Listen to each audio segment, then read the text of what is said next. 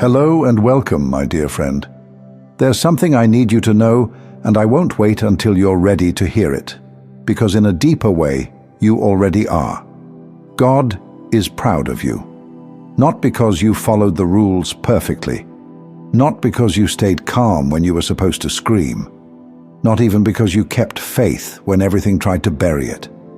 God is proud of you because you kept becoming, even when everything around you told you it would be easier to just stop. And maybe you didn't always hear that in the past.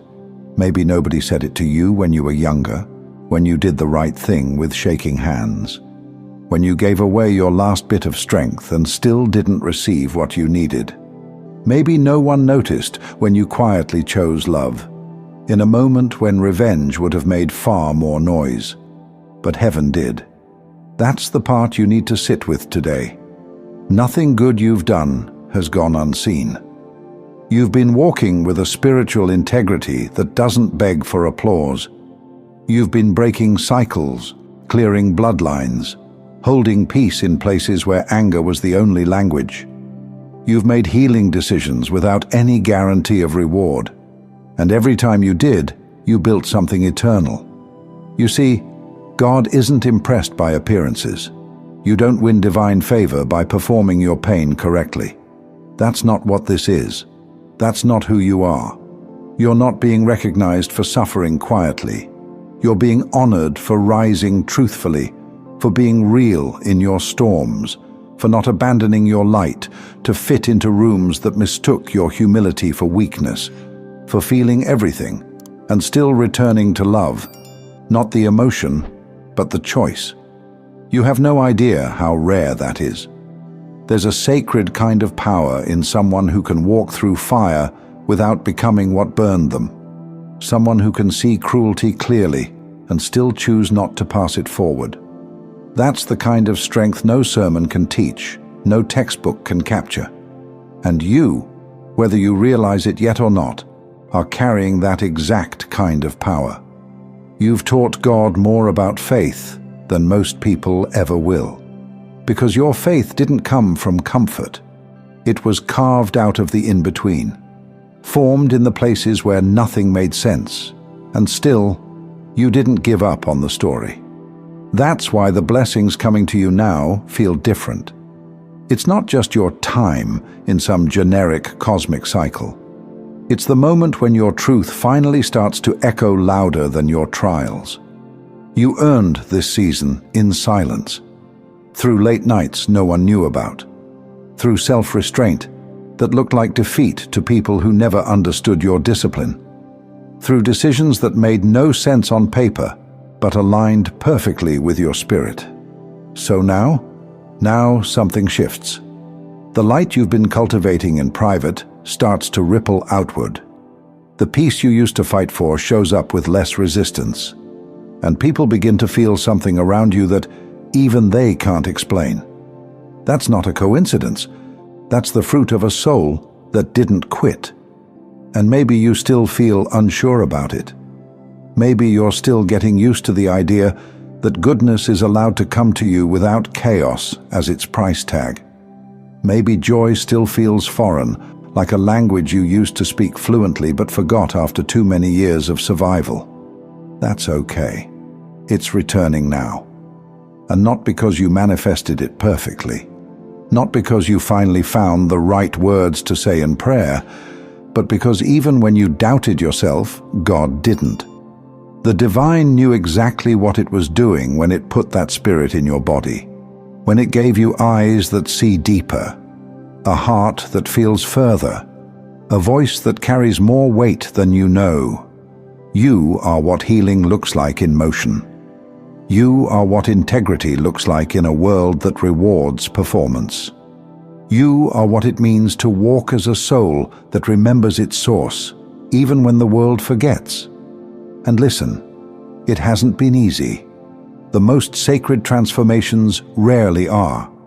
There were nights when you didn't sleep, mornings when you didn't want to wake up and try again, moments where everything in you wanted to retaliate, but instead you released. And that version of you, that quiet warrior, That's the one heaven celebrates the loudest. Not the perfect you, not the polished you, but the honest you. The one who wrestled, the one who stayed, the one who surrendered without quitting. You don't need to earn a seat at the divine table anymore. You've already built it, with your resilience, with your love, with your choice to keep walking when you had every reason to sit down. And now, that seat is being prepared, because the God who watched you through every battle is now placing honor in your hands. And it's not a favor, it's a response. So here you are now, standing at the edge of a life that finally recognizes you. And maybe it feels strange. Maybe you're not used to this kind of ease, to doors opening without a fight, to people seeing your value without you having to first prove your pain. But let me say it clearly. It's your turn now. Not just for peace, but for joy. Not just for survival, but for expansion.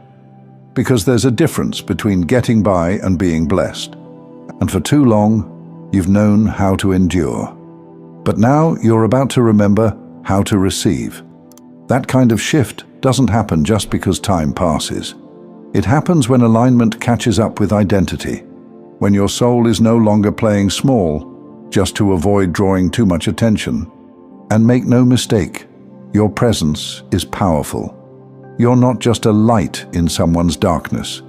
You're the proof that a soul can be both soft and unbreakable, that someone can lose everything and still choose to build again without bitterness. You carry the kind of grace that makes people question their masks, the kind of truth that doesn't need to scream to be heard. And now, the universe is answering you back. Not just in signs and whispers, but in real, tangible shifts. Opportunities that find you without effort. Relationships that don't exhaust you just to feel seen. Paths that once felt blocked beginning to clear in front of you. Not because it's finally easy, but because you've become ready. You didn't skip steps to get here. You lived every inch of this story. And don't let anyone make you feel like you have to explain that. You don't have to recount your scars for them to respect your strength. You don't owe anyone your journey just to validate your destination. Let them wonder. Let them question how you got here. God saw it all. God kept count when no one else could. You were seen in every silent prayer, in every moment of restraint, in every quiet decision to not go back to the version of you that begged for crumbs when you were born to command the feast. You've grown in a way that no algorithm can capture, no camera can show. You've expanded in your core. And from this point forward, the world is going to feel different, not because it changed, but because you did. Your discernment is sharper now. You don't entertain what drains you. You don't chase what confuses you. You don't bargain with energy that feels off just because it comes dressed as opportunity. You've learned what peace actually feels like, and that's why you no longer tolerate the chaos that used to feel normal. You're not above anyone. You just stopped shrinking beneath yourself. That's what spiritual maturity looks like. It's not some grand arrival. It's the daily, quiet refusal to shrink. The subtle choices to stay true when compromise would be easier. The deep knowing that your value doesn't fluctuate based on who recognizes it. And now, the rewards aren't just coming. They're right here. In the way your body feels safer to live in the way your spirit feels less scattered, in the way you don't need to be understood anymore to feel whole. Because the reward isn't just what you're about to receive. It's who you became while waiting. Let that sink in. This isn't just a new chapter. It's a different book. The rules are not the same. The version of you who needed everyone's approval doesn't run this story anymore. The version of you who mistook loyalty for self-betrayal doesn't hold the pen. You do. And the hand that holds that pen was kissed by God before it ever knew what power it carried. So write boldly. Live truthfully. Choose with confidence, not because you've never failed, but because every fall was a rehearsal for your rise. Every decision, every heartbreak, every lonely moment, every time you started again, even when you were still bleeding from the last ending, it was all counted, it was all held, it was all holy. Because God is proud of you, for persisting, for presence, not because you were fearless, but because you moved anyway. The divine is watching, and heaven is already applauding. You've earned more than just survival. You've earned honor, and it's here now. Thank you so much for taking this journey with me. If you found value in this message, please like the video and share it with others who might benefit. Don't forget to subscribe and continue your amazing journey by watching one of the videos showing on your screen that resonates with you the most. See you there.